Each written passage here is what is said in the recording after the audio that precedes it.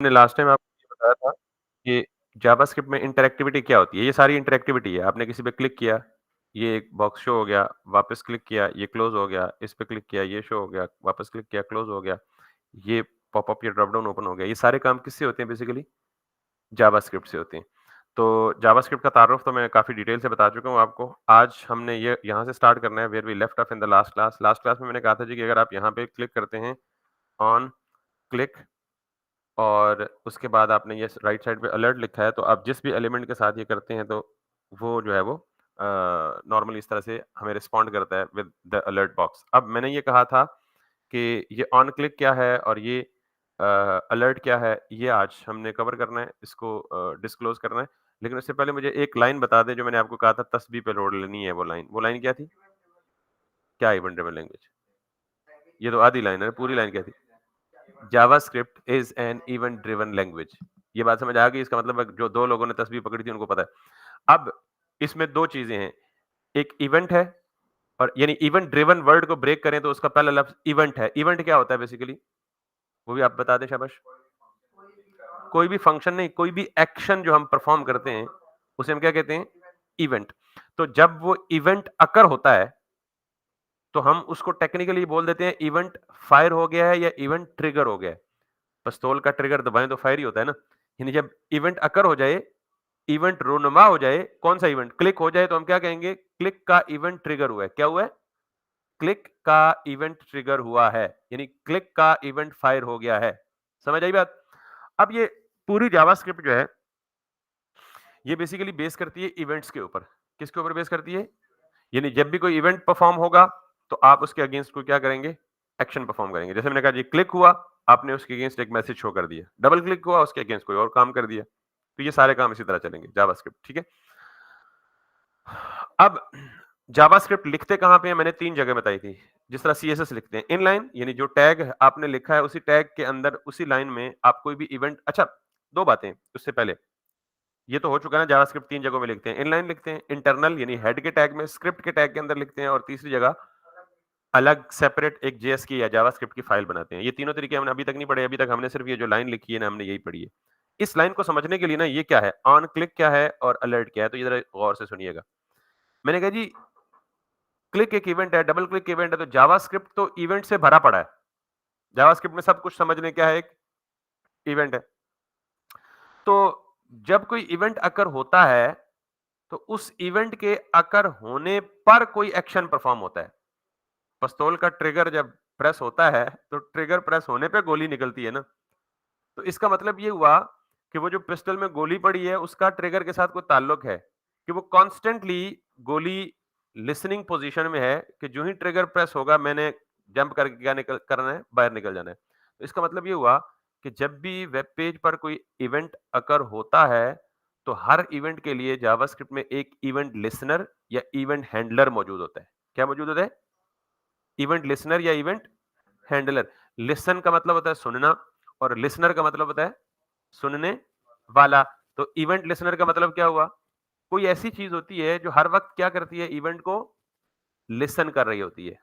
जो ही event perform हो, तो वो लिसनर उसको कैच करता है और उसके अगेंस्ट कोई फंक्शनैलिटी परफॉर्म कर देता है। ये बात समझ आ गई है?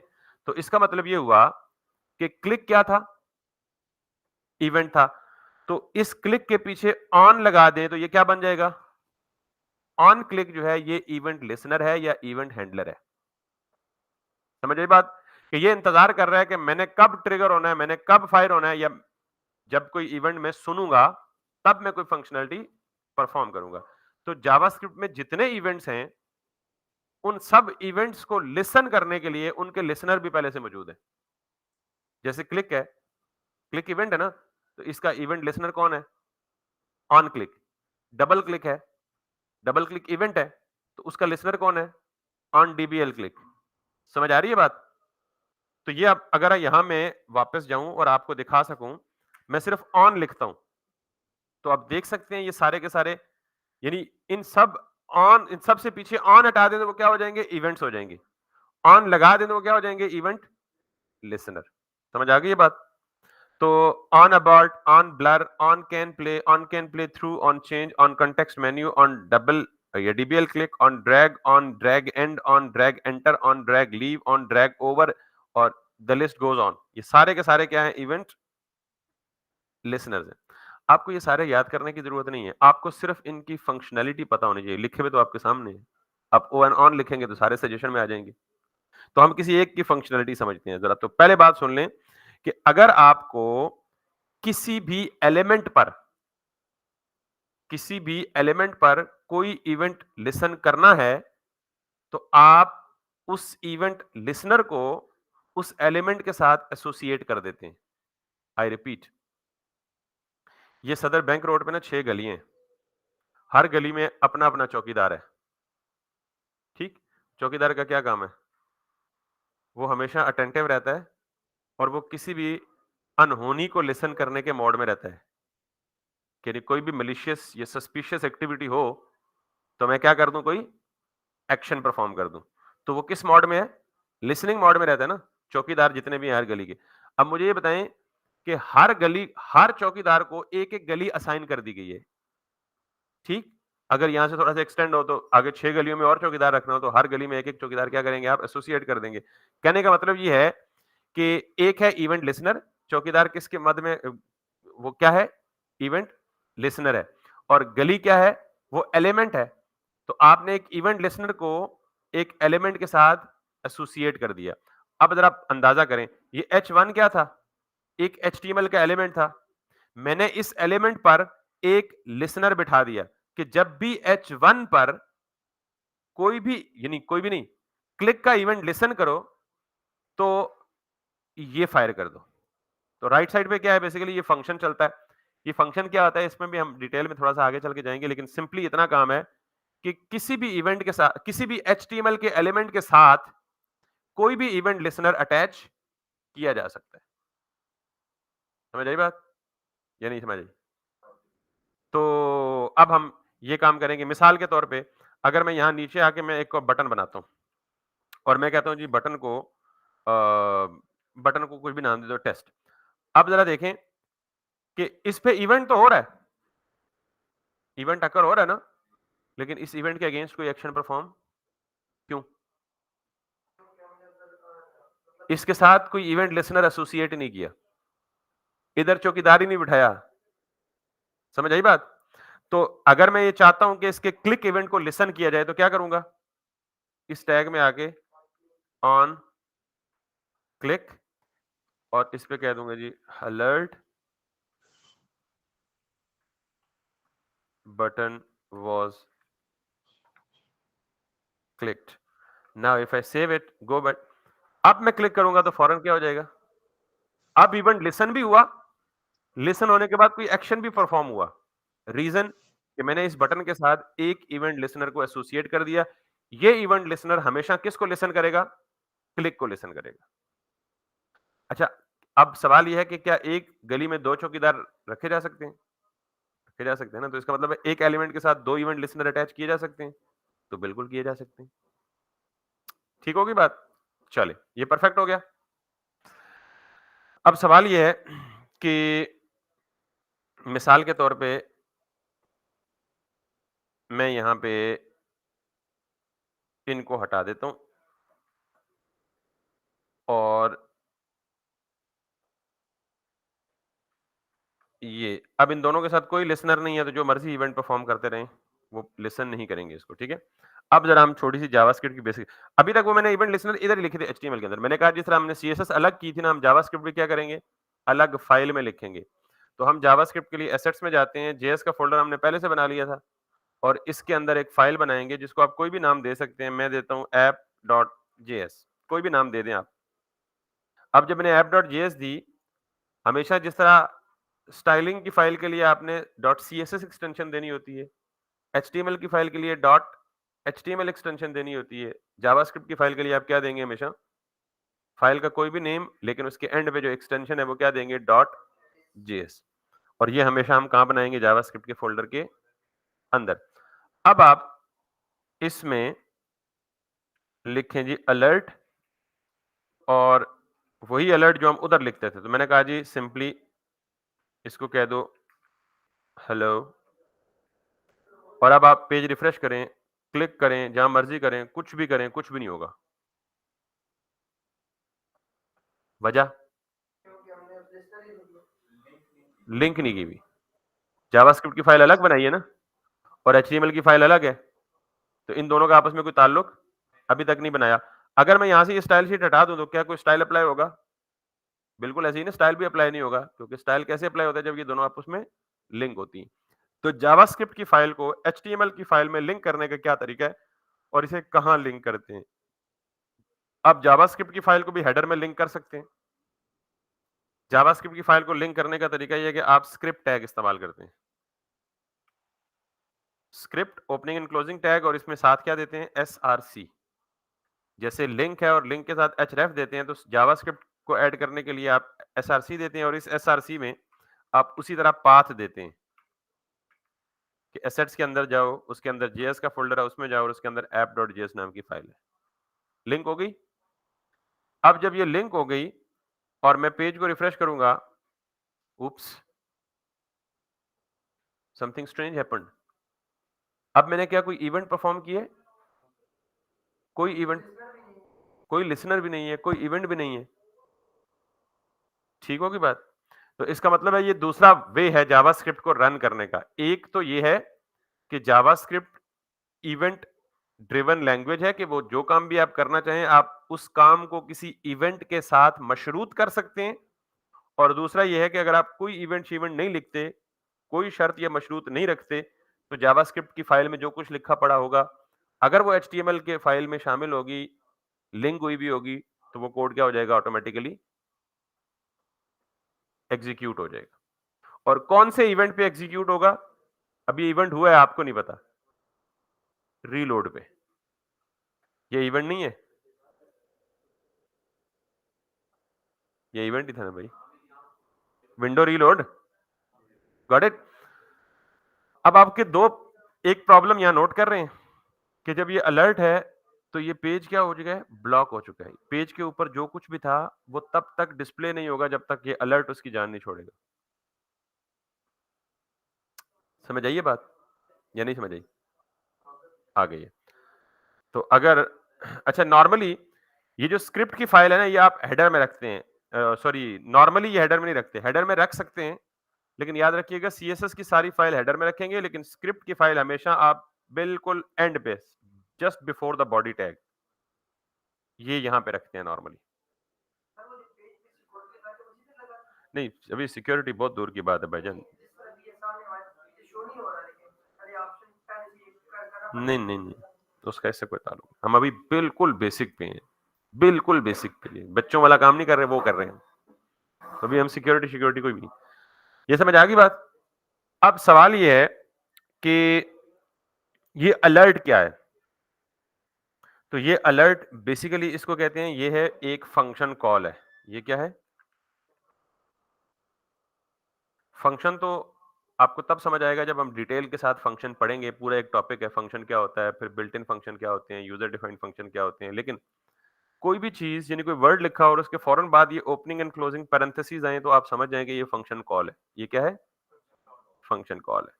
और ये फंक्शन क्या करता है? अलर्ट का फंक्शन सिर्फ यूजर को पब्लिक, यानी कोई डायलॉग बॉक्स में अगर कोई इंफॉर्मेशन देनी हो, कोई मैसेज कन्वे करना हो, कोई एरर दिखाना हो, तो उसके लिए अलर्ट का फंक्शन इस्तेमाल होता है। अब आप जावास्क्रिप्ट में करेंगे ये कि इस तरह के बहुत सारे फंक्शंस पहले से बिल्ट इन है। आप उन फंक्शंस को पढ़ेंगे और उन्हीं फंक्शंस को आप मुख्तलिफ मकासद के लिए बार-बार इस्तेमाल करेंगे, जहां जो चाहिए होगा, जो रिक्वायर्ड होगा। ठीक? तो जिस तरह ये फंक्शन है ना बिल्ट इन, इसी तरह एक और फंक्शन है। अच्छा, अलर्ट फंक्शन का एक ड्रॉबैक ये है कि जहां भी अलर्ट का फंक्शन आएगा, ये पूरे पेज को ब्लॉक कर देगा। अच्छा, एक और इंटरेस्टिंग बात सुनिए कि जब मैंने पेज को रीलोड किया, तो वो जावास्क्रिप्ट की पहली लाइन पे गया, और जावास्क्रिप्ट की पहली लाइन क्या थी? हेलो, अलर्ट हेलो थी ना? उसने वो एग्जीक्यूट कर दी, लेकिन जब तक मैं अब इससे ओके नहीं करूंगा ना, ये पेज ब्लॉक रहेगा। ये पेज को क्या कर देता है? ब्लॉक कर देता है। चाहे आपकी पूरी वेबसाइट भी इधर बनी होगी, जहां अलर्ट आएगा, अलर्ट पेज को क्या कर देगा? ब्लॉक कर देगा। तो हम अलर्ट को क्यों इस्तेमाल करते हैं? कोई जनरल इन्फॉर्मेशन डिस्प्ले करने के लिए, कोई एरर डिस्प्ले करने के लिए, कुछ चेक करने के लिए, टेस्ट करने के लिए। लेकिन इसके टेस्ट का क्या फ़ायदा कि जब अलर्ट आए तो हमारे पेज को ही ब्लॉक कर देता है। तो लिहाज़ा अब के बाद हम टेस्टिंग पर्पज़ के लिए अलर्ट इस्तेमाल करने के बजाय एक और फंक्शन इस्तेमाल करेंगे जिसे हम कहते हैं कंसोल डॉट लॉग और मैं इसको कहता हूँ जी हेलो। ये जो कंसोल डॉट लॉग है ना, ये जो भी इन्फॉर्मेशन हमें डिस्प्ले करेगा, वो आप राइट क्लिक करके इंस्पेक्टर तो आपको पता है ना? आज से पहले आप इस एलिमेंट के साथ खेलते रहे ना? यहीं आपको सीएसएस दिखता है सारा कुछ। आज हम बात करेंगे कंसोल की। ये देख रहे हैं कंसोल? जावास्क्रिप्ट में आप जो काम भी करेंगे ना कंसोल लॉग में, वो आपको यहाँ दिखेगा। अब अगर मैं इसको क्लोज़ करके पेज रिफ्रेश कर दूँ, कैन यू सी दिस? ये हेलो कहाँ से आया? यहाँ से।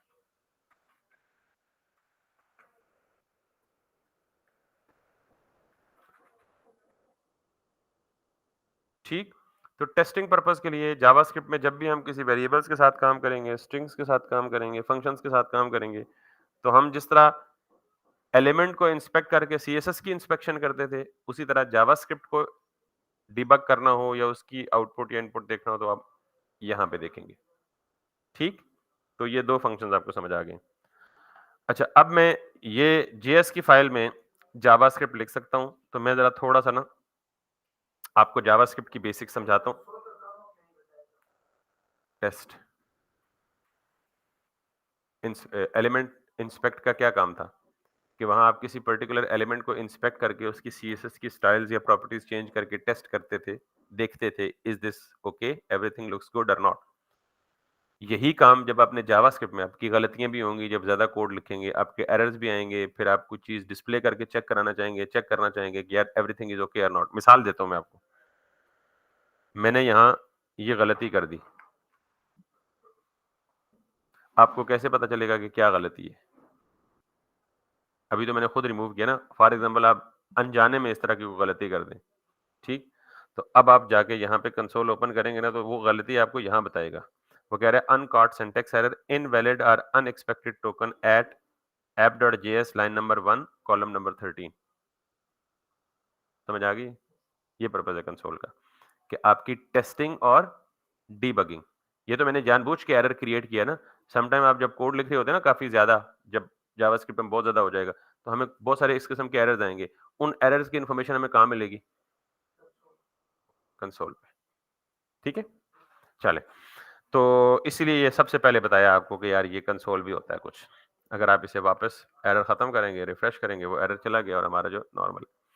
तो कंसोल लॉग में आप यहाँ अंदर कुछ भी मैसेज प्रिंट कर सकते हैं या लिख सकते हैं। चलें। अच्छा, किसी भी प्रोग्रामिंग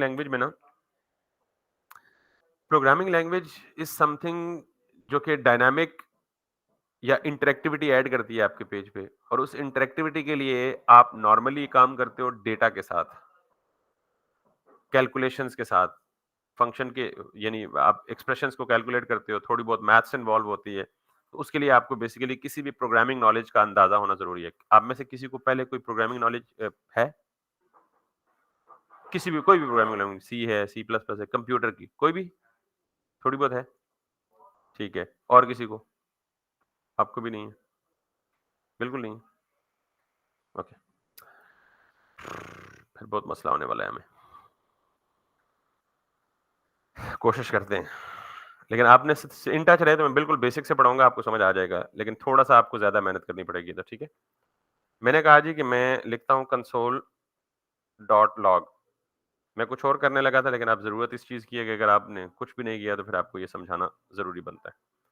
जावास्क्रिप्ट में बेटा सबसे पहले अगर आप कोई भी एक चीज़ यानी ये जो सिंगल कोट हैं या डबल कोट्स हैं या बैकटिक्स हैं, ये 3 चीज़ें हम बड़ी फ्रीक्वेंटली यूज़ करेंगे। सिंगल कोट्स, डबल कोट्स या बैकटिक्स। बैकटिक किसको कहते हैं? ये जो आपके टैब के ऊपर की है, शिफ्ट दबा के वो प्रेस करेंगे ना या सिंपली वैसे बगैर शिफ्ट के, तो ये क्या होंगे? 2 बैकटिक्स।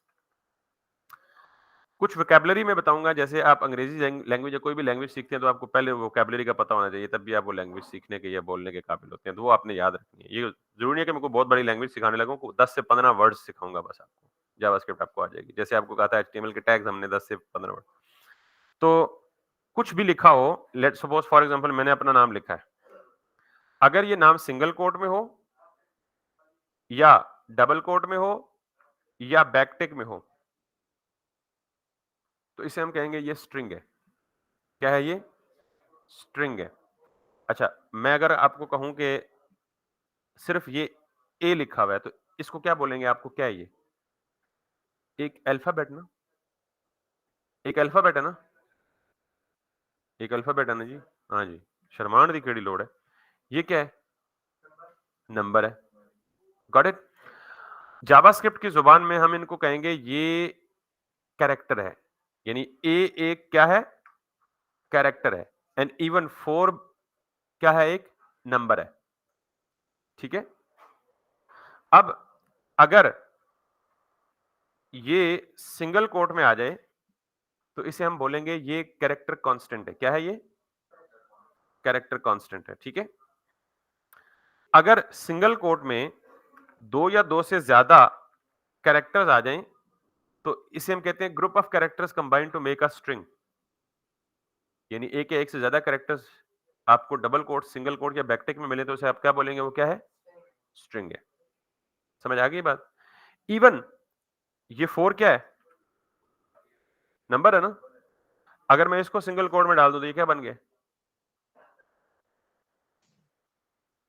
वेरिएबल। वेरिएबल का तो जिक्र ये नाम ही नहीं लिया मैंने, कसम छुआ ले मेरे। मैंने कहा था कि single quote, double quote, backtick में कुछ भी आ जाए वो स्ट्रिंग बन जाएगा। क्या बन जाएगा? स्ट्रिंग। अगर वो अकेला है तो उसे आप कैरेक्टर भी कह सकते हैं और उसे स्ट्रिंग भी कह सकते हैं। लेकिन अगर मैं ये बोल दूं 44, ये क्या है? स्ट्रिंग। और अगर मैं सिर्फ ये लिख दूं 44, तो ये क्या है? नंबर। That's it. वेरिएबल का तो नाम ही नहीं लिया मैंने अभी। एडवांस जा रहे हो मेरे से। समझ आ गई बात? तो स्ट्रिंग क्या होता है, कैरेक्टर क्या होता है और नंबर क्या होता है, ये तो सबको पता लग गया। अब कैरेक्टर कांस्टेंट क्या होता है और स्ट्रिंग कांस्टेंट क्या होता है?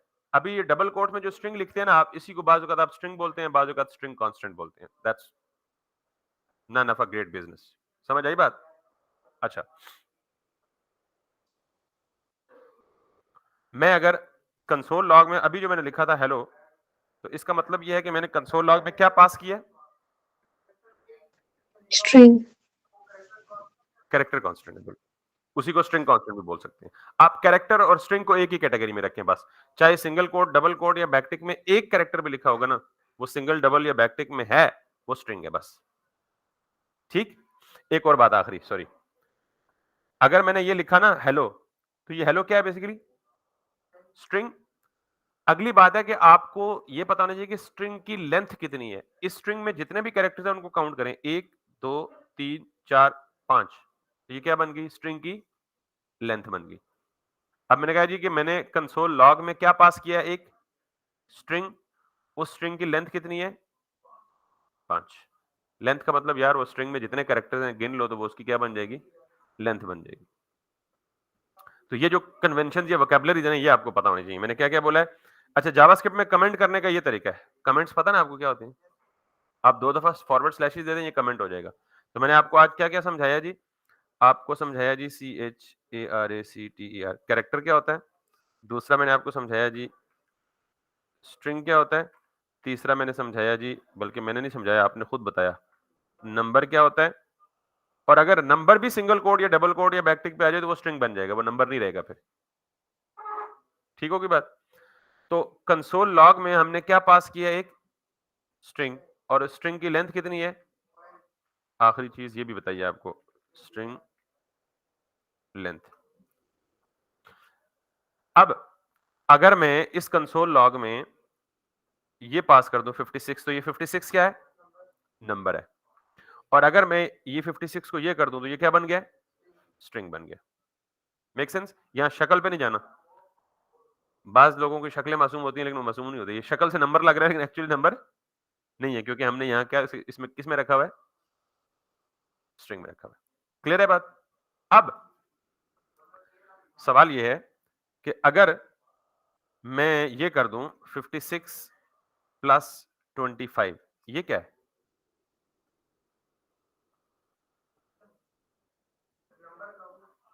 ये नंबर है? ये न्यूमेरिक है? भाई ये क्या है भाई? सादा सा सवाल है। मैथ्स पढ़ा ना आपने? थोड़ा सा मैथ्स। हाँ, एडिशन है, ठीक है, एडिशन है। इसको मतलब एडिशन, चले मान लेते हैं एडिशन है। लेकिन इसको हम कहते हैं मैथ्स में नॉर्मली एक्सप्रेशन कहते हैं।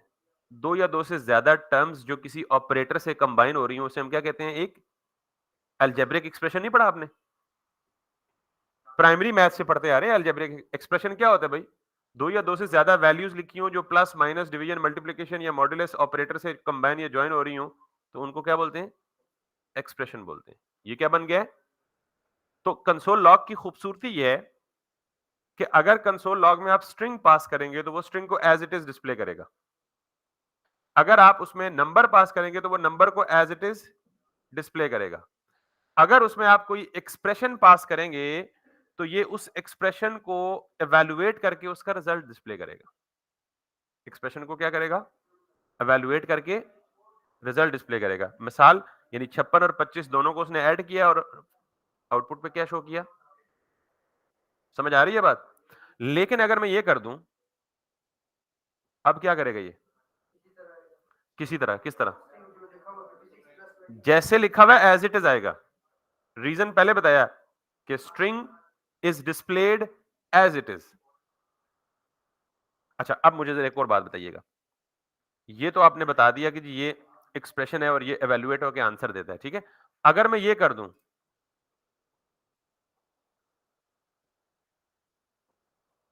तो क्या आंसर आएगा?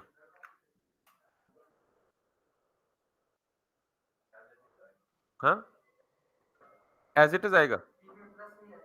बीच में प्लस नहीं आएगा। तो मतलब क्या आएगा? डिक्टेट करें ना, मुझे बताएं फिर क्या आएगा? यस। मुझे पहले बताएं कि ये जायज काम किया है मैंने? ये कानूनी हैसियत से ये काम ठीक है? क्यों, क्या गलती है इसमें?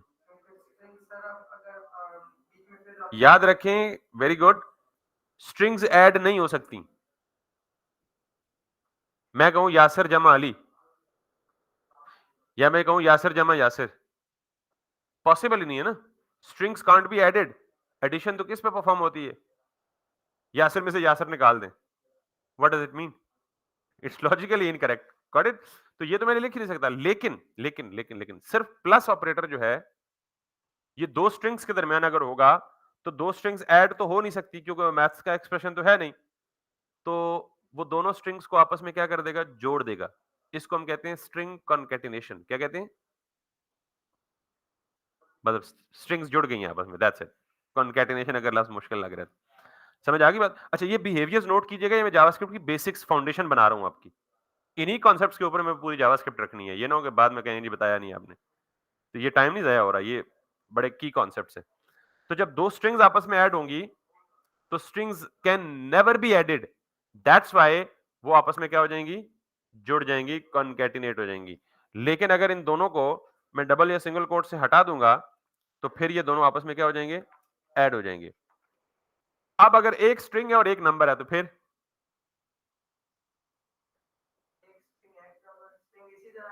हाँ, और नंबर, यस, ऑब्वियसली टेक्निकली मतलब ये कॉमन सेंस है कि स्ट्रिंग यानी नंबर स्ट्रिंग में ऐड नहीं हो सकता, स्ट्रिंग नंबर में नहीं ऐड हो सकती। लेकिन मैं जबरदस्ती कर रहा हूं उनके साथ, तो वो क्या करेंगे? आपस में जुड़ जाएंगे, कॉन्कैटिनेट होंगे। बात समझ आ गई है? तो अब सवाल ये है कि 25 एज इट इज आएगा बतौर नंबर। अब सवाल ये है कि मैं ये सारी मैथ्स की कैलकुलेशन क्यों करवा रहा हूं? हालांकि प्रोग्रामिंग मैथ्स नहीं है, लेकिन किसी हद तक यूज होता है, बिल्कुल बेसिक सा यूज होता है। अगर आपको प्लस माइनस डिवीजन मल्टीप्लिकेशन आती है तो you are good to go with JavaScript. अब सवाल ये है कि मैं आपको कहता हूँ जी, आपने नर्सरी प्रेप जावास्क्रिप्ट बहुत ही बेसिक हो गया, लेकिन चलें, मैंने आपसे इसलिए पूछा कि आपका बैकग्राउंड बिल्कुल नहीं है प्रोग्रामिंग में, तो मेरे पर आपको उस हिसाब से लेके चलता हूँ। बचपन में आपको मैडम ने एक टास्क दिया होगा, जो भी आपकी मैडम थी उनको अगर रिकॉल करें, तो उन्होंने कहा होगा जी, मिसाल के तौर पे आप नर्सरी या प्रेप या केजी में पढ़ते हैं और उसने आपको कहा है जी कि आप इनको ऐड करें 3 प्लस 2 तो कैसे ऐड करते थे? यस 1, 2, 3 फिर 1 और 2 फिर काउंट करते थे 1, 2, 3, 4, 5 ऐसे ही करते थे ना? तो इसका मतलब ये हुआ कि अब अगर मैं आपको कहूँ कि 3 और 2 को ऐड करें, तो झट से कर लेंगे। लेकिन बिहाइंड द सीन क्या हो रहा है, जब मैंने बोला ना 3 तो आपके कानों से सुन के ये 3 आपके दिमाग के किसी एक हिस्से में जाके स्टोर हुआ है।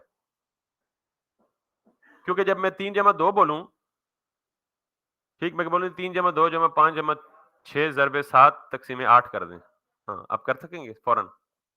नहीं कर पाएँगे ना। अब क्या करना पड़ेगा, आपको कहीं न कहीं इनको पहले स्टोर करना पड़ेगा। फिर इनके ऊपर प्रोसेसिंग करनी पड़ेगी। अच्छा 3 जमा 3 इतना होता है, फिर उसमें 4 को मल्टीप्लाई कर दें इतना होता है। तो इसका मतलब ये हुआ कि कंप्यूटर बेसिकली ह्यूमन तो नहीं है ना, कंप्यूटर इज़ अ मशीन।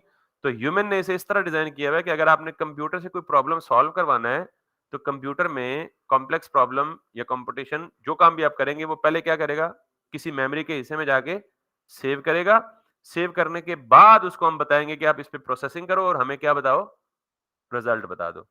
जैसे मिसाल के तौर पे आप कैलकुलेटर पे जाके लिखते हैं, कैलकुलेटर ओपन किया ना सबने ऑलमोस्ट यूज़ किया। आप कैलकुलेटर पे लिखते हो जी 1, 2, 3, 8 को ऐड कर दो प्लस के साथ 4, 3, 6 के साथ ऐड कर दो और फिर आप इक्वल टू दबाते हो तो ये सारा काम करता है। तो बेसिकली जब आप ये कर रहे होते हो ना तो बिहाइंड द सीन ये काम कैलकुलेटर की मेमोरी में जाके सेव हो रहा होता है। और फिर जब दूसरा नंबर एंटर करते हो तो ये भी कंप्यूटर की मेमोरी की किसी दूसरी जगह में जाके सेव होता है। और फिर आप उसको बताते हो जो कि इन दोनों को प्लस करना है, तो वो क्या करता है, वो मेमोरी में जो पहला नंबर उसने सेव किया है उसको और जो दूसरा नंबर सेव किया है उसको, दोनों को ऐड करता है और रिजल्ट किसी तीसरी मेमोरी की लोकेशन पे सेव करता है और वहां से उठा के वो स्क्रीन पे लाता है। पीछे ये चल रहा होता है। आपके पास ये बड़ी सिंपल सी कहानी आपको सामने नजर आती है। अब हमने ये काम करना है। तो याद रखिएगा कि ये जो मेमोरी है ना, जहां पे ये कंप्यूटर या कैलकुलेटर अभी इट्स इट्स टू अर्ली। नहीं, जावास्क्रिप्ट भी चल सकती है और भी बहुत सारी प्रोग्रामिंग लैंग्वेजेस है। अभी ये बहस नहीं है क्या होता है क्या नहीं होता। अभी मैं कैलकुलेटर बना के दिखाऊंगा तो मैं खुद पता लग जाएगा। 2 मिनट दें मुझे। तो बेसिकली करना क्या है कि हमने ये कहना है जी कि यूजर ने जो पहला नंबर दिया है ना, यानी हमने डाटा को कहीं स्टोर करना है। तो प्रोग्रामिंग में डाटा को स्टोर करने के लिए जो तरीका है वो है मेमोरी। और जब भी मैं मेमोरी बोलूँ ना, जब भी मेमोरी बोलूँ तो मेमोरी का मतलब रैम होगा। कंप्यूटर में 2 मेमोरीज होती हैं। 2 से ज़्यादा भी होती हैं, लेकिन मेन कैटेगरीज़ 2 हैं, प्राइमरी मेमोरी और सेकेंडरी मेमोरी। स्कूलों में पढ़ते आए होंगे, रटा लगवाता है और तो जब भी मैं मेमोरी बोलूँ तो आपने क्या समझना है? Main memory which is RAM. तो जो प्रोग्रामर होता है ना, जिसको कोई भी प्रोग्रामिंग लैंग्वेज आती है, वो बेसिकली रैम पर कंट्रोल हासिल करता है। क्या करता है? रैम पर कंट्रोल हासिल करता है। अब ज़रा मैं 2 नंबर्स को ऐड करता हूँ, लेकिन वो इस तरह ऐड नहीं करता, जिस तरह ये बताया था, बल्कि मैं इसे किसी दूसरे तरीके से ऐड करता हूँ। मैं कहता हूँ जी कि बिहाइंड द सीन पता है क्या चल रहा होता है? हमारी जो मेमोरी है ना रैम, रैम कंसिस्ट ऑफ ये प्रोग्रामर इस डेफिनेशन को यूँ समझते हैं कि RAM consist of large number of consecutive memory blocks. हमारी जो कंप्यूटर की रैम है, वो एक large number of consecutive memory blocks पे मुश्तमिल होती है। मेमोरी ब्लॉक्स का मतलब ये है कि हर एक ब्लॉक कुछ डेटा आइटम या कुछ पीस ऑफ डेटा स्टोर करने की कैपेबिलिटी रखता है। ये लार्ज नंबर का मतलब क्या होता है? लाखों, करोड़ों बॉक्सेस होते हैं इस तरह के। हर बॉक्स का एक यूनिक एड्रेस होता है। एड्रेस नॉर्मली हेक्साडेसिमल फॉर्म में होता है, जो कि आपको अगर कहीं देखना पड़ जाए तो आपको समझ नहीं आएगी कि ये क्या बला लिखी हुई है। लेकिन हर मेमोरी ब्लॉक का एक यूनिक एड्रेस होता है। जैसे एक गली में 10 मकान है तो हर मकान का एक यूनिक एड्रेस होता है। 2 मकानों का सेम एड्रेस अगर हो जाए तो क्या होता है? चिट्ठी मेरे नाम की आए तो चली जाए किसी और घर में, पकड़ा दूसरा जाए पकड़ा दूसरा जाए। तो इसका मतलब है 2 घरों का सेम एड्रेस होगा तो जूते पड़ने का खतरा होगा। ठीक है? तो इसका मतलब है बिल्कुल ऐसे ही है कि मेमोरी का हर ब्लॉक क्या रखता है? यूनिक एड्रेस रखता है। ठीक? अब सवाल ये है कि मुझे मेमोरी के इस ब्लॉक में कोई चीज़ स्टोर करनी है। अच्छा ये एड्रेसेस तो याद करना बहुत मुश्किल है, क्योंकि ये ह्यूमन रीडेबल नहीं है, मशीन्स के लिए। मशीन तो इनको समझ सकती है, लेकिन इंसान के लिए 1 मेमोरी एड्रेस याद कर लेगा, 2 कर लेगा, 3 कर लेगा, नंबर तो याद करना। मैं अगर आपको कहूँ मेरा नंबर याद कर लें 0345 5 6 9 10 15 1 ये मेरा नंबर है। किसको याद हो गया? किसी को नहीं याद हुआ ना? हाँ, क्या बोला मैंने? जिंदाबाद। चले ठीक है, मैं दूसरा नंबर बोलता हूँ। 0321 50 52 23 14। अब पिछला वाला बताओ। ना ना, गलत हो गया, पिछला गलत हो गया। ठीक है, ये दो गलत हो गए। तो बेटा जब 10 12 हो और फिर हजारों हो, ठीक है, मैं 10 फोन नंबर बोलूं, ठीक है, पहला तुम्हें याद हो जाएगा, दूसरा तुम्हें याद हो जाएगा, 10वें के बाद मैं फिर कहूँ तीसरा वाला सुनाओ तो फिर तो नहीं याद हो सकते, ठीक है। इसलिए अगर आप गली में जाए ना, तो अक्सर लोगों ने मकान नंबर के साथ अपना नाम भी लिखा होता है, हाजी रशीद चौधरी मलक खुर्शीद। किस लिए? कि वो नाम याद रहते हैं, एड्रेसेस याद नहीं रहते। तो नॉर्मली हम क्या करते हैं, मेमोरी को कंट्रोल करने के लिए हमें जरूरी है कि अगर मेमोरी में हमें कोई जगह कोई चीज सेव करनी है, तो हमें क्या होना चाहिए, मेमोरी का एड्रेस याद होना चाहिए। Addresses are difficult to memorise, that's why हम उस मेमोरी को अपनी मर्जी का कोई मीनिंगफुल नेम दे देते हैं। क्या दे देते हैं? अपनी मर्जी का कोई मीनिंगफुल नेम देते हैं, जिसको हमें याद करना और बाद में रेफर करना आसान हो जाता है। तो वो जावास्क्रिप्ट में वो नेम कैसे देते हैं? जावास्क्रिप्ट में एक स्टेटमेंट होती है जिसे हम कहते हैं लेट। और लेट स्टेटमेंट ये फिक्स है, ये कीवर्ड है। कीवर्ड का मतलब वो होता है कि जो पहले से जावास्क्रिप्ट का हिस्सा है, इसको आप चेंज। लेट के साथ आप कोई भी नाम लिखते हो, जैसे फॉर एग्जांपल मैं कहता हूं जी n1, तो ये n1 जो है, अगर मैं सिर्फ इतना काम जावास्क्रिप्ट में कर दूं ना, तो इसका मतलब ये है कि मैं मेमोरी में जा रहा हूं और मैं मेमोरी को कह रहा हूं, यार जो भी खाली अवेलेबल लोकेशन है ना, खाली लोकेशन है जिसमें कुछ नहीं पड़ा हुआ, उसको जाके मेरी मर्जी का नाम दे दो। क्या? n1।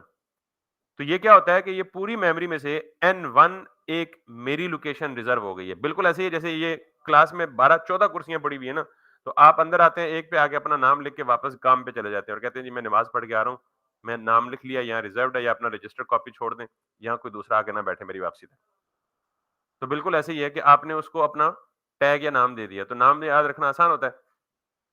बिल्कुल इसी तरह अगर मैं ये लिखूं ना, लेट दोबारा से, और n2 लिखूं, तो वो n1 तो रिजर्व हो गई, वो तो आप नहीं ले सकते। तो n2 का मतलब है कि ये मेमोरी में जाएगा, दोबारा ढूंढेगा, जो दूसरी खाली लोकेशन मिलेगी उसे क्या कहेगा? n2। भाई ये मैंने रख ली है, इसको कोई और नहीं बैठेगा उसको। तो ये तरीका होता है।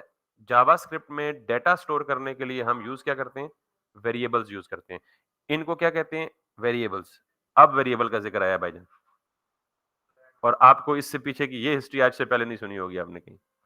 वेरिएबल रटा लगाया होगा। तो अब हाँ, वो रट्टे लगाते हैं। तो अब बेसिकली n1 का मतलब है कि मेमोरी में कोई एक लोकेशन का नाम है। n2 का मतलब है मेमोरी में किसी दूसरी लोकेशन का नाम है। n3 का मतलब मेमोरी में किसी तीसरी लोकेशन का नाम है। ये बात समझ आ गई है? अब लेट्स सी, यहाँ पे वापस आते हैं।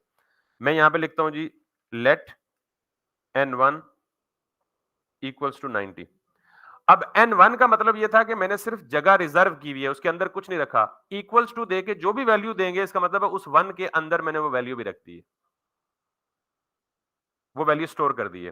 तो मेमोरी में, रैम में डेटा स्टोर करने का ये तरीका है बेटा, जावास्क्रिप्ट को इस्तेमाल करके। आप लेट का कीवर्ड लिखें और फिर कोई भी नाम लिख दें, n1 n2 n3, नंबर से स्टार्ट ना हो, पहला पहला लेटर कोई अल्फाबेट ही हो, बाद में बेशक नंबर हो जाए। n1 का मतलब कोई भी वेरिएबल नेम है, मैं इसको अली भी कह सकता हूं, यासिर भी कह सकता हूं। That should be N identifier, जो आपको याद रखना आसान हो। ठीक हो गया? मैंने इसके बाद ये प्लेस कर दिया G semi colon. Semi colon का मतलब होता है यहां एक स्टेटमेंट मुकम्मल हो गई है जावास्क्रिप्ट के। नीचे आए और मैंने दोबारा लिखा late n2 equals to this.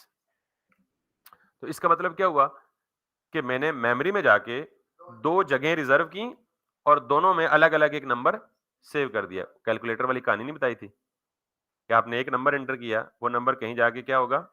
Store होगा। आपने फिर दूसरा नंबर एंटर किया, दूसरा नंबर कहीं दूसरी जगह पे स्टोर होगा। अब आप यहां पे अगर मैं ये लिखता हूं n1 प्लस n2, आंसर क्या आएगा? Very nice. क्यों? क्योंकि जब मैंने कंसोल में लिखा ना, अब जरा देखें, कंसोल में तीन पॉसिबिलिटीज हैं। या तो मैं कंसोल में कोई भी चीज लिखता हूं डबल कोट्स के अंदर, वो तो एज इट इज आ जाएगी। या कोई भी चीज नंबर की फॉर्म में लिखता हूं, वो भी एज इट इज आ जाएगी। कोई भी एक्सप्रेशन लिखता हूं, तो वो एक्सप्रेशन एवेल्युएट होकर रिजल्ट देगा। इनके अलावा ये चौथी पॉसिबिलिटी है कि मैंने एक स्ट्रिंग लिखी, लेकिन सिंगल या डबल कोट में नहीं लिखी। तो जब कोई स्ट्रिंग ना सिंगल कोट में हो ना डबल कोट में हो, तो वो क्या कहलाती है?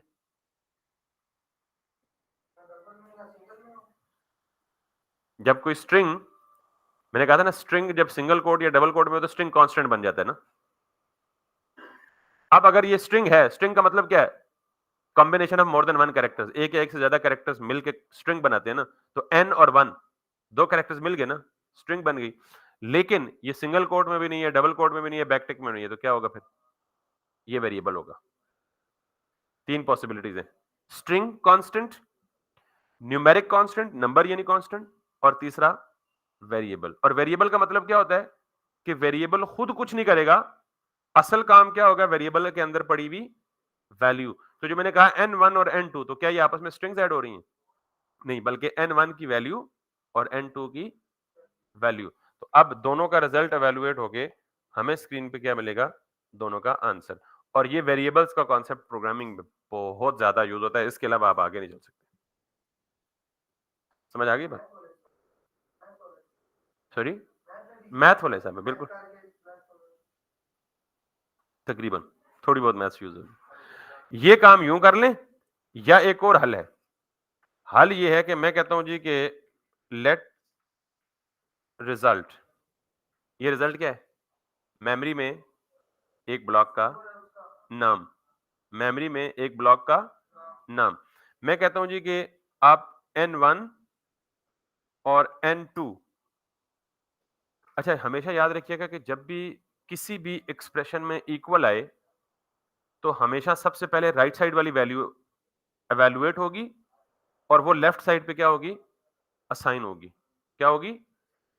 ये बात भी याद रखिएगा। मैथ में आप इसको क्या बोलते हैं? n इक्वल्स टू 90, यानी n1 90 के बराबर है। प्रोग्रामिंग में ये इक्वल टू नहीं कहलाता। प्रोग्रामिंग में इक्वल टू क्या कहलाता है? Assignment operator. क्या कहलाता है? यानी ये जो 90 है, ये n1 में असाइन हो रहा है, क्योंकि n1 यहां क्या है? मेमोरी लोकेशन है। n1 क्या है? तो उस हिसाब से 90 असाइन हो रहा है किसको? और 80 असाइन हो रहा है किसको? तो जो बीच में इक्वल लगा हुआ है, प्रोग्रामिंग में इस इक्वल टू को इक्वलिटी साइन नहीं कहते। इस इक्वल टू को प्रोग्रामिंग में कहते हैं असाइनमेंट ऑपरेटर। ये बात भी समझ आ गई है? अब जब मैं यहां पे आया तो मैंने कहा जी हमेशा इक्वल टू जब आए तो मैंने कहा मतलब असाइनमेंट ऑपरेटर जब आए तो पहले राइट हैंड साइड वाली वैल्यू एवेल्युएट होती है, जिसको आर वैल्यू कहते हैं, जो सज्जे पासे आती है। तो पहले क्या होगा? n1 और n2 दोनों आपस में क्या होंगे? ऐड होंगे। ऐड होने के बाद ये क्या हो रहा है कि दोनों का जो रिजल्ट है वो किसको असाइन कर दो? और मेमोरी में ये क्या सीन चल रहा होगा? मेमोरी किस डायग्राम में सिर्फ आज ऐड कर रहा हूं दिखाने के लिए कि पीछे क्या चल रहा है, आज के बाद नहीं ऐड करूंगा, आपको खुद परसीव या अज्यूम करना होगा कि हाँ ये बैकग्राउंड पे ये चल रहा है, हमें पता है। तो इसका मतलब ये जो मैंने 3 लाइनें लिखी है ना, इसका मतलब ये है कि लेट n1 का मतलब ये है कि मेमोरी में गया और इसके अंदर 90 असाइन हो गया। n2 का मतलब क्या था? मेमोरी में कोई दूसरी खाली जगह मिली और इस पे क्या हो गया? 80 असाइन हो गया। और रिजल्ट का मतलब क्या था?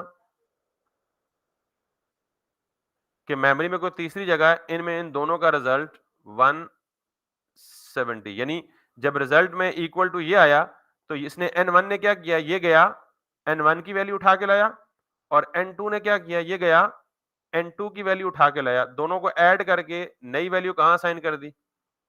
तीसरी मेमोरी लोकेशन। और फिर मैंने कंसोल को कहा, क्या कहा?